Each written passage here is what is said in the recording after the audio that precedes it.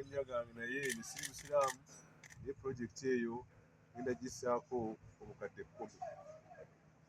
N'olwekyo omulimu guno gwaffe bannayuganda ebinaavaamu byonna bituyamba nga bannayuganda.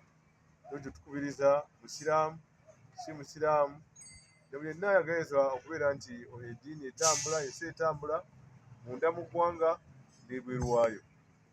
Tubeera mu ofiisi babuuza bakola ki, kakati tudde mu bbanga tutegeere kye tukola. Olwaleero tugenda kugulawo pulojekiti eno ebiri ng'etambula.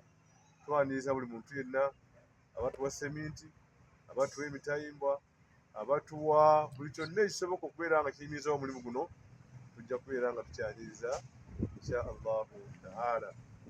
Twagadde muleera temuddeyo kwekubagiza ku bintu ebyatugendako. Tukkirize nti tusobola okukola ebipya era tutandise insha Allahu taala. So Allah tabaraka wa taala atukwatireko tubeere ng'omulimu guno gukomekkereza mu ngeri esinga okubeera ennungi. Neeyanziza nnyo obudde bumuwaddeyo olunaku lwa Paul Mande naye ne musalawo mujja bannamawulire mbala muli bangi bulala nammwe tubeebazizza mwebale tujjumbira ate mu nammwe amalire ebyetaago.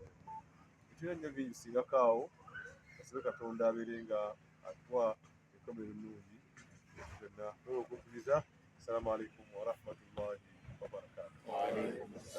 Ekijja okufuga byanfuna oba nsimbi. Bwe tuba ne ssente n'emyaka 2 tusobola okugukola. Kijja kusinziira ku maanyi gaffe ge tunaaba tutaddemu ffenna abali wano n'abali eyo okusobola okubeera nga tugimala mangu. Naye nga yo pulojekiti mu myaka 2 singa obusobozi bubaawo tuba tugiggyeeko engalo insha Allah. So nkubiriza buli omu aggyeyo amaanyi gonna tulabe nga tugisobola ogiddukanya kubanga okusinziira ku bunene bwa pulojekiti emyaka 2 ebisobola